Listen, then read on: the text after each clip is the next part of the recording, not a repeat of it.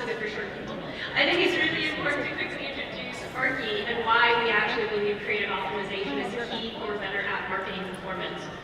We, back in the day, actually started out as a rich media ad server. We were 100% mobile, in-app, and rage creative, and we had the opportunity to work with publishers, but actually some of the top games developers over here in the Bay Area and around the world. These are folks selling direct sold campaigns to their advertisers, and we help them build out what we call truly native ad experiences, mini games that mimic gameplay for their apps that they were able to brand with their direct sold campaigns. And through this process, we saw and we learned that when people were investing in testing and iterating on creatives, performance improved. Yep. Yes.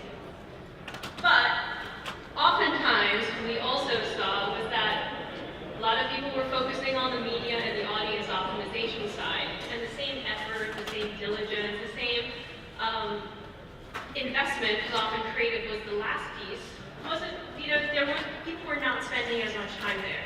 So what did we do? We, about 2 years ago, built our own DSP.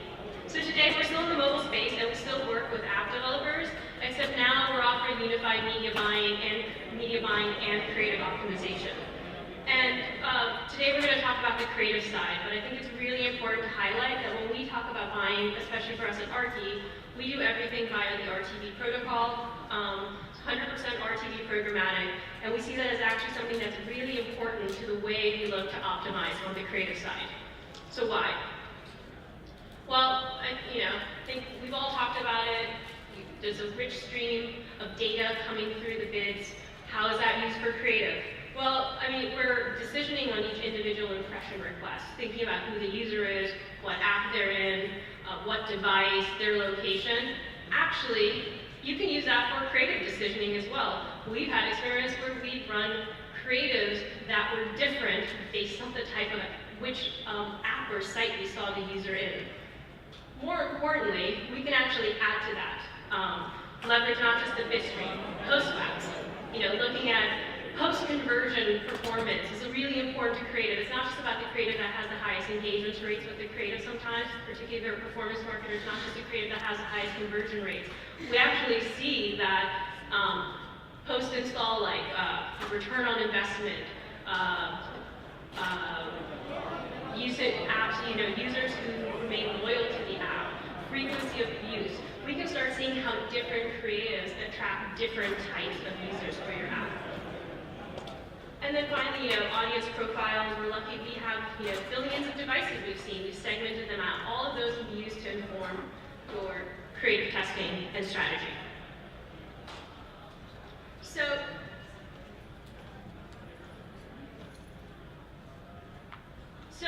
I want to preface this to say that we today work predominantly with mobile games developers.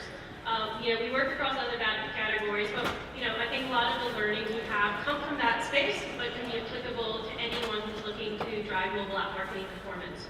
We work in a variety of ways with our customers, user acquisition to re-engagement campaigns, but we found that actually there's a couple of different ways in which we approach different types of campaigns and how that informs our testing process and our creative strategies.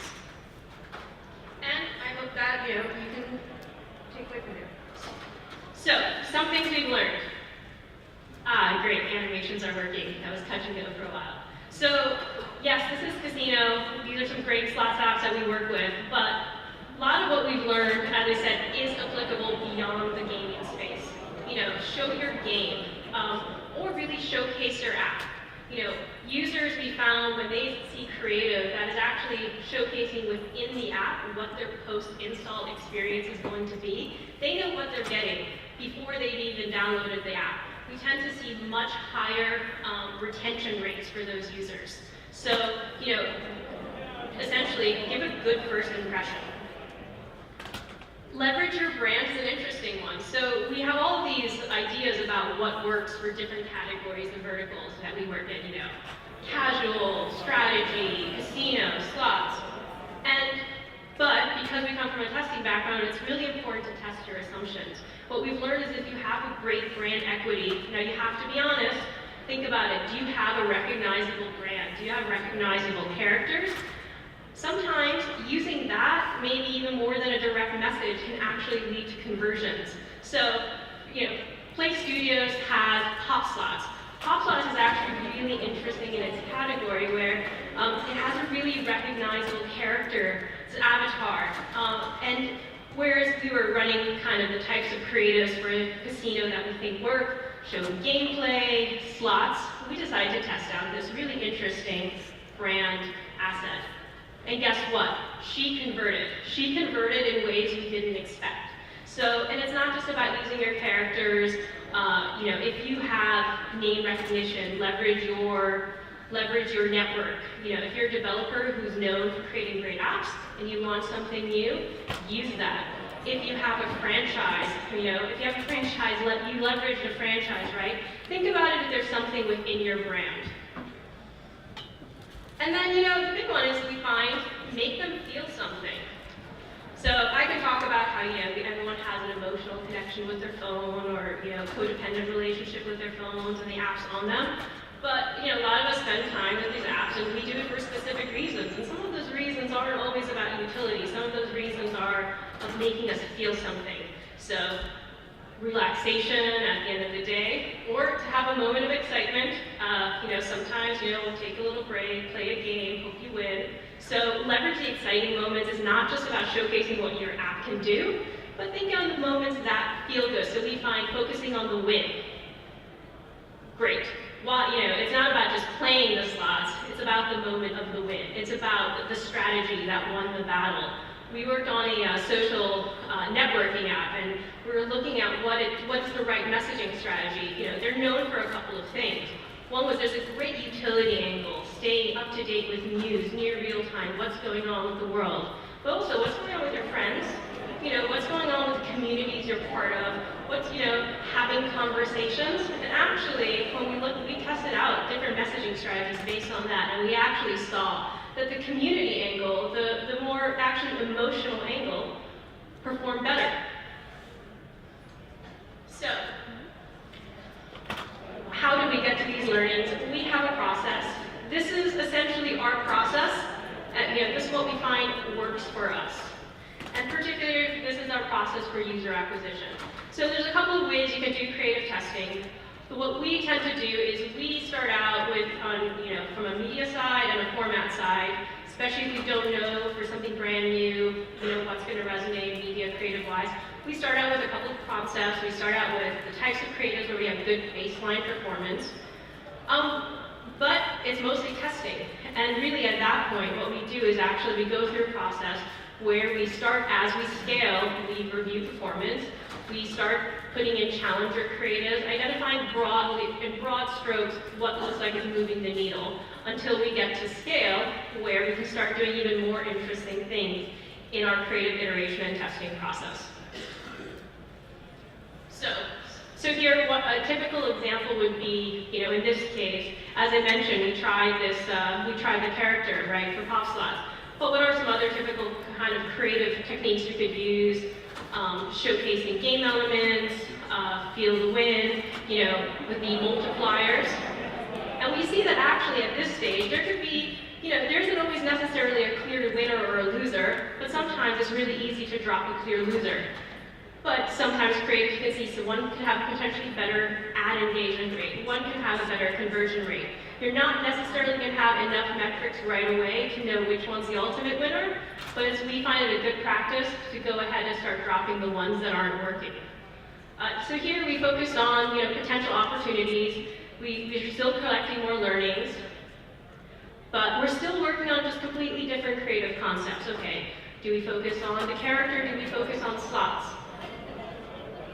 And it's really at the scale stage where we can make a decision on what the challenge is. And why it's really important for us to do this in phases is because really it's not just about measuring the performance on ad engagement, but even conversion rate. The time between ad impression to conversion, while there are delays, is relatively short. But you're not measuring the effectiveness of your media marketing campaigns, right, on CTR. You're measuring it on the effectiveness of, what's the ROI? What's the LTV?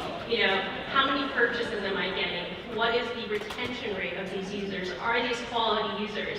What we find is that do this testing process, but you wait until you have the same set of data that you evaluate your media side of the campaign on and apply it to your creative is where you can really truly find the champions. So in this case, waiting for those mature cohorts. So, I think I'm going to just answer the obvious question. Different creative concepts. What about other types of testing? We also do A/B testing. We do multivariate testing of what combinations of elements work together to actually drive performance. However, as I mentioned, we do this at this point where we've reached scale. At wide, mature cohorts, but also at this point we've achieved volume, we have stable performance. And what we see is that when we start making these smaller changes and understanding the impact that they have, it's faster for us to reach conclusions, and we get good directional data much faster. And when you're running at a higher scale, it's also easier for you to run tests with multivariate tests and still ensure that you have significance in your results because you're reaching enough people. So an example would be, we could start out testing things like CTA color. It matters. And then, the next step there would be thinking about, okay, so we've tested out CTA color. What other ad elements within sort of our champion creative that we can do to move the needle further? Just because you've reached this champion creative, we never stop. The thing is, there is a question of, creative wear out. Maybe, what you think is your champion today, you can come up with a concept that's going to be even better tomorrow. And all the learnings that you can accrue during this time, even if initially they might seem incremental and small, really do have downstream effect on your performance. So when we're at scale, we do this testing, but that doesn't mean, though, that we aren't trying new creative concepts as well. So we might try a completely different gameplay element, or we might try, a completely different value that in the app than what we've identified as the current challenger. And while we're testing small micro variations there, we're still going out with the big changes as well.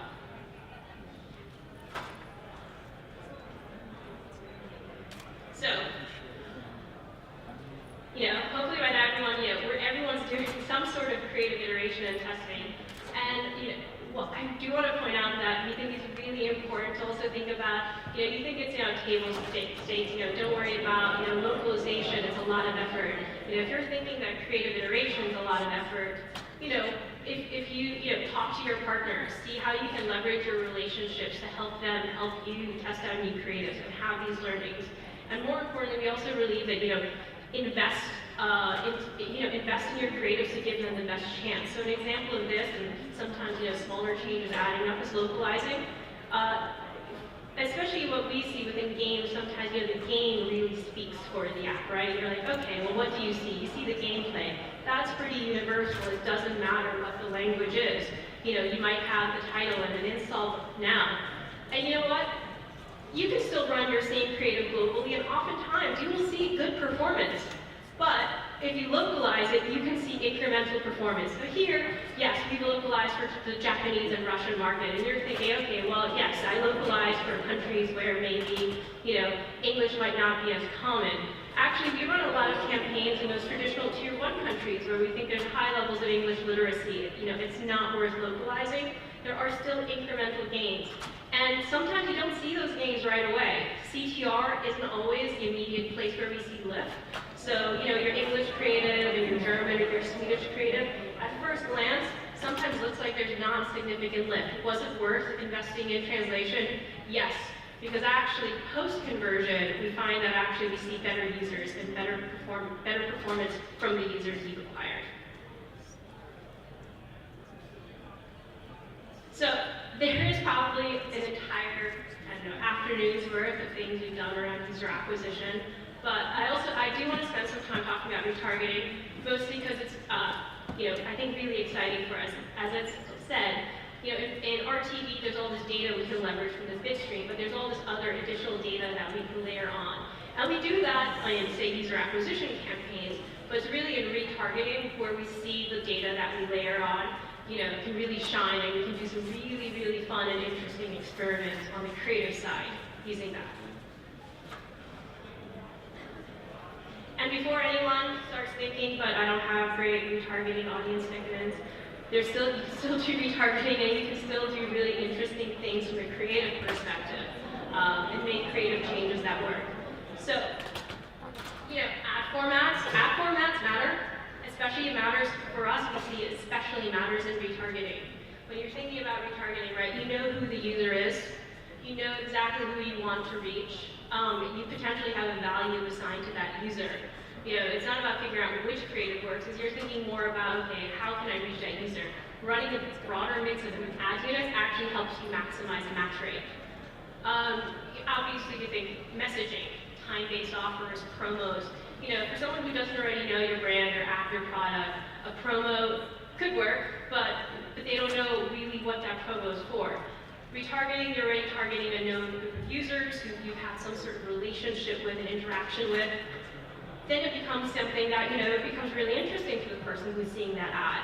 Offers, updates, all of these can be leveraged in retargeting. And as I mentioned, the fun part, leveraging your audience segments, thinking about who the user is, and trying to figure out what is the best message for that user. We always talk about the right ad, for reaching the right user at the right time.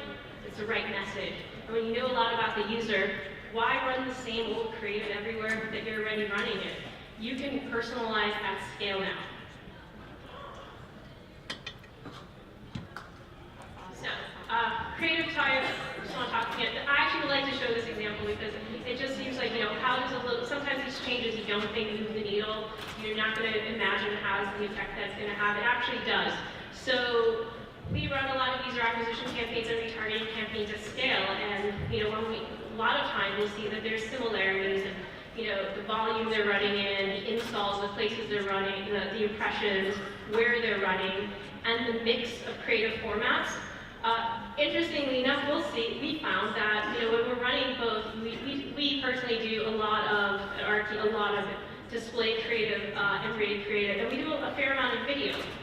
User acquisition, we actually see that we get a lot out of interstitial, we get a lot out of M-Rate. It really, it has great performance.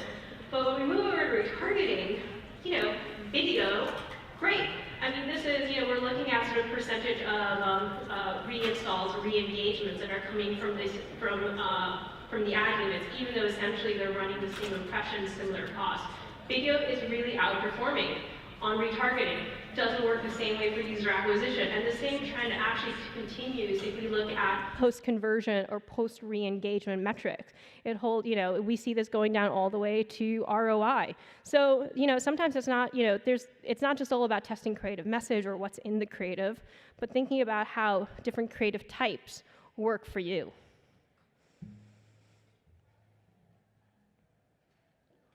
So, messaging. Now we get into all the things you can do on the creative side and testing out different concepts. So, as I mentioned with retargeting, you know who the user is. It pays to get creative. Don't give them the same ad that you would give to a user acquisition target. You can sometimes they might maybe they didn't open your app or they used it briefly. It makes sense. But especially if you start knowing about when a user had dropped off, what was their point of attrition? Did they stop, did they, in our case, as I said, we do a lot of games, did they just reach all the levels and, we're looking for their next challenge? Did they just get stuck somewhere? Are they just can't get past that level? I have those levels, just can't get past, and you put the phone down in frustration. Maybe they're just waiting to complete a purchase.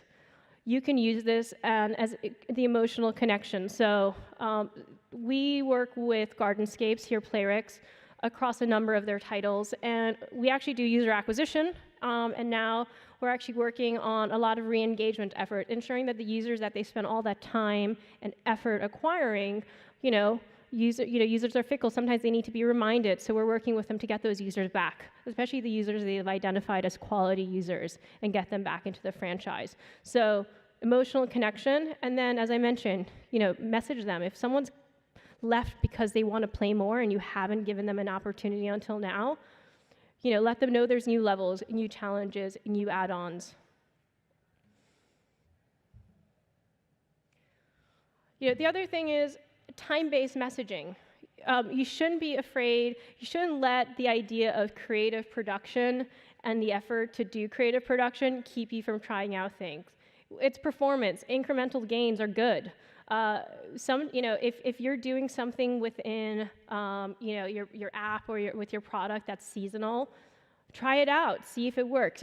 Maybe a Valentine's creative, for your strategy game, having a Valentine's themed ad might not work, but you never know until you try. And you should try everything you can possibly test as long as you have a clear hypothesis and a clear way of measuring success. So, if you're going to do something seasonal and you're seasonal already and you've already put development resources into it, or you've put resources on the marketing side, to support, special promos, why are you not doing that in your creative? Try it out. As I said, leverage your partners. Leverage your partners to put their creative production resources. The worst thing you're going to do is you're going to learn something by trying it out. So, promos, seasonal messaging.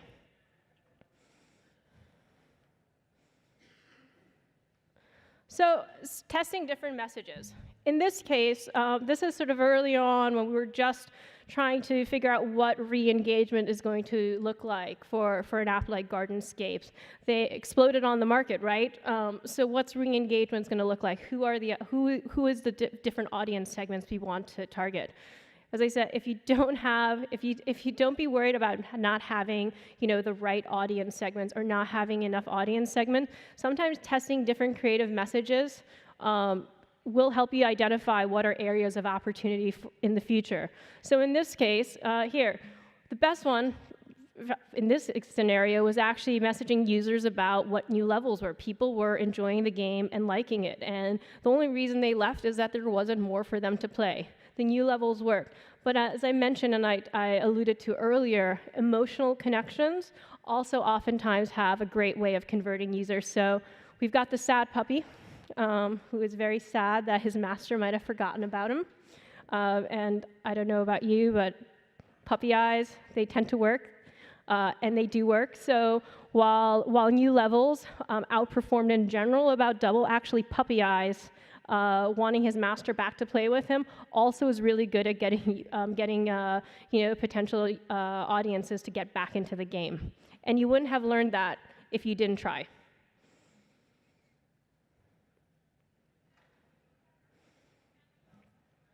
So now we get into the segments and creative opportunities. And here, I'm going to talk a lot about some of the experiments we do and some of the ways that they're not always clear-cut. It's really more about trying and seeing what works. So if you have access, and think about think about preparing to if you don't have it today, think about how you can have it tomorrow. Think about how you can segment your audience for retargeting. Just as you might not necessarily, you might not necessarily want to retarget all your users who've ever abandoned your app, because some of them, you've already acquired them. Why spend more money to reacquire them if they're not valuable to you? So let's say you've gotten, a general idea of who you want to retarget, your potential valuable users. You can go beyond that and start segmenting them out and leveraging that, from a retargeting optimization perspective for your media. If you have high-value users, you can be more aggressive in re-engaging them, reacquiring them. Think about users who are valuable to you but maybe potentially have less value. You can segment out your media goals, right? You segment out what is your cost to re-engage or your cost per click by all these segments. You can actually start thinking about from a creative perspective, how you can segment out different creative messages per different creative segments. Don't just have media goals. Think about what your creative goals are for each segment. And you can actually do a lot of customization that way. So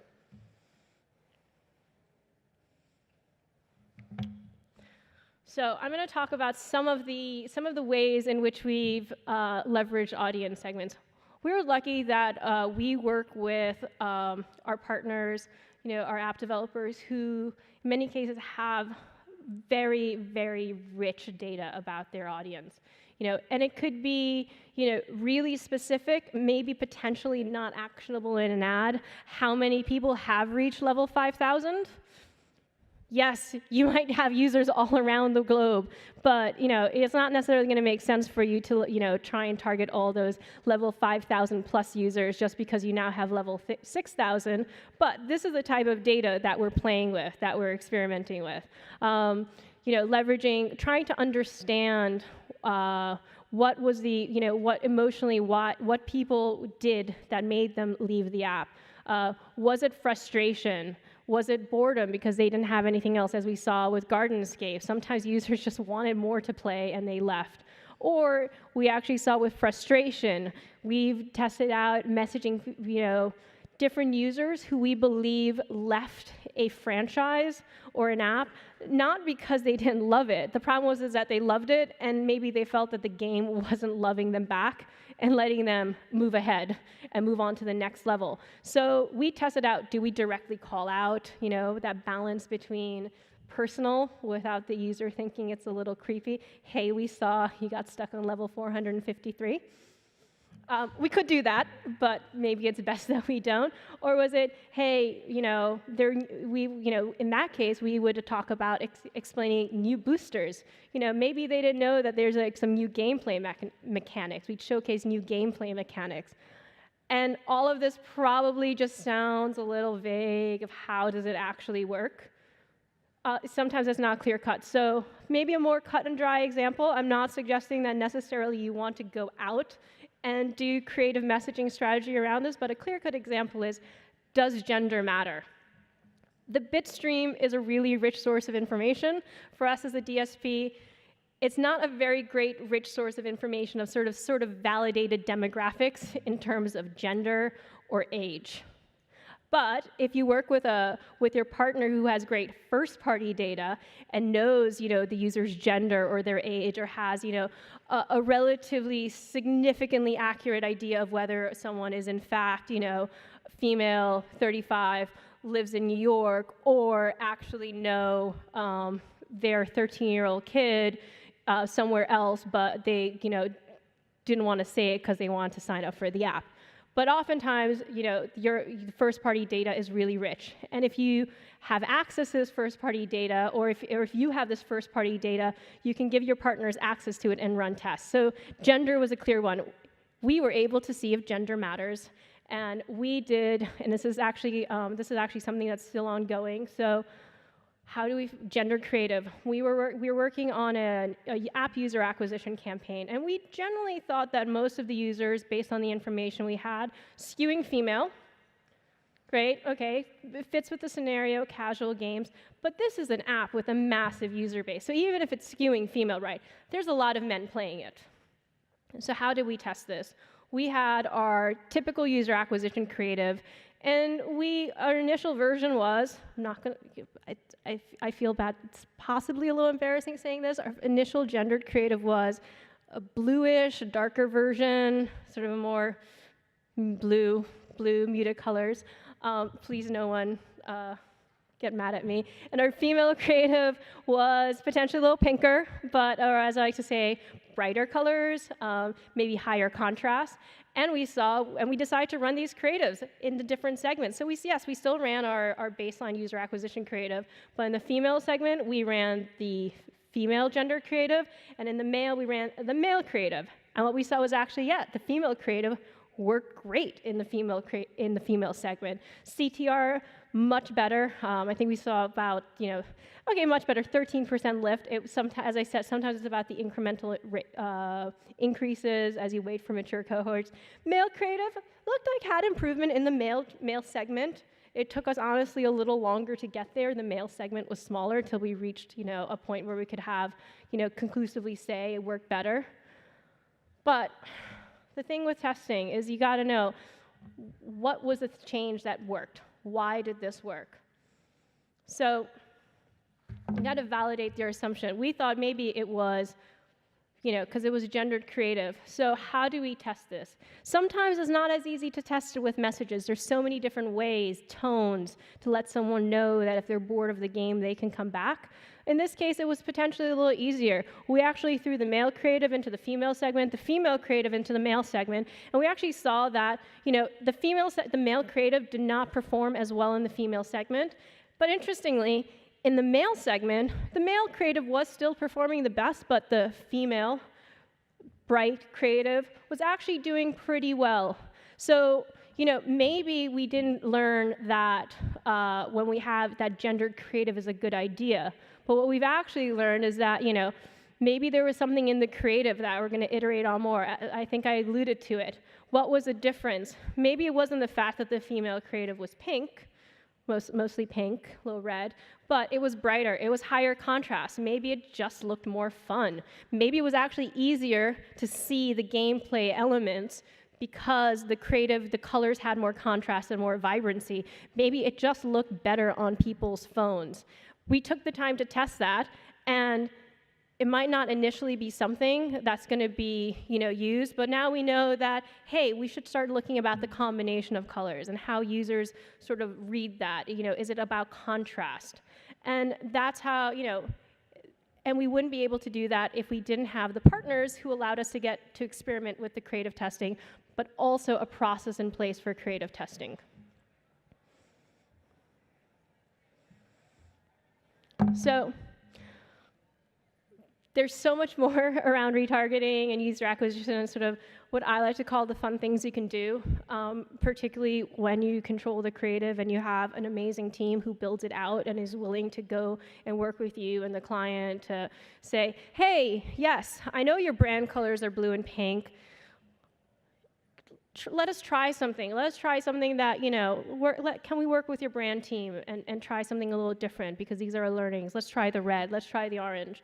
So there's so much, but one thing I want to tell everyone here, and I hope that this stays with you if you're not already doing it, is just use all your data to drive creative performance. Don't just use it for one half. Don't just use it on the media side. Don't just use it on the audience side. Don't just use, all this data to think, okay, for these types of users, this is our acquisition point. This is our break-even, CPI. Think about, what you know about these users and think about how you can actually have that inform the creative message. It works. It really works. It really drives performance. And even if it doesn't, as I said, what's the worst thing that's going to happen is you're going to learn something. And then maybe tomorrow, maybe next week, maybe in a few months, you'll think about those learnings and say, hey, let's try that again. And now at that point, you have a little bit more information in your pocket to think about what you're going to do next. So, thank you. Thank you, everyone. I hope this gives some ideas to some folks out there, and at the very least, take this back to your creative teams. Thanks again. I'll start by asking you a question, Nicole. I don't know how far down funnel have you analyzed and how much information you get about the user behaviors and in-game metrics. But have you guys indulged in analyzing? Like, and I was telling in my talk, the CTRs might be very good, then the eCVR is not, and then you further see that the ARPUs or RPs are not that great. So, any studies or correlations? Yeah, no.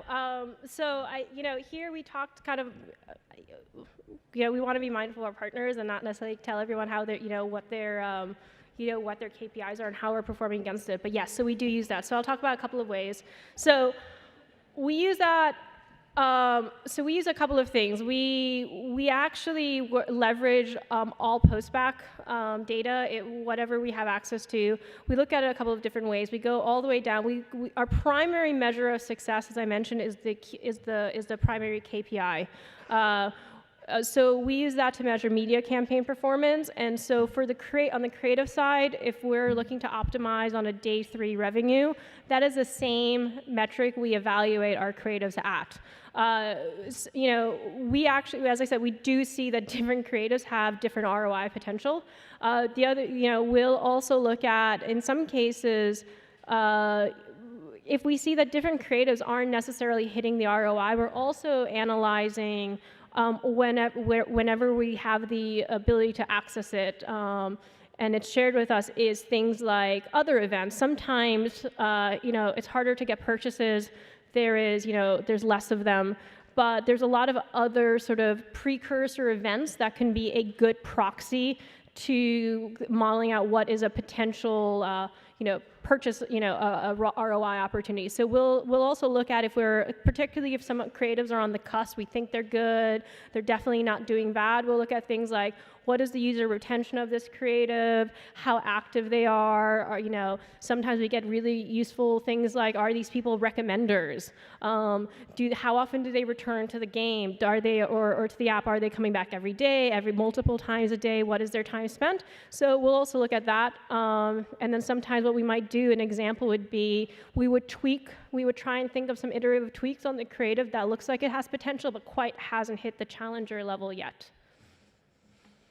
Great, thanks. Any other questions? Creatives are such a huge deal for all us marketers. Any other questions on the floor? How do you measure the performance of creatives against quality users versus not quality users? Like, if they install versus after they install, do they actually engage? Yeah, so that's actually a great segue from our earlier question. So how do we measure that? The main measure is that, so there's a couple of ways. We are able to tie back post-install events from our attribution partners to not only a specific campaign, a user, but also to the creative that ran. So that is the primary means in which we determine the quality of the user on a creative perspective. We also make that information available to our partners down to sort of creative variant level data. We can work with, we can actually share this information if it makes more sense for the partner. They would prefer to do the analysis themselves. We can give them the means of tracking what creative ran to sort of which install, and they can also help inform us as to what's working. In fact, actually, we just like sharing this information with our partners' creative teams, because if you get the two creative teams working together, we have more ideas to test. So yeah, it's a two-way street, attribution partner and our advertiser partners. Great. One last question, if anyone has, we can squeeze that in, or I'm sure Nicole will be available to talk with you guys after this chat outside. So I don't see any more hands. So thank you so much, Nicole. That was an excellent talk. A big round of applause for Nicole. Thank you. Thanks.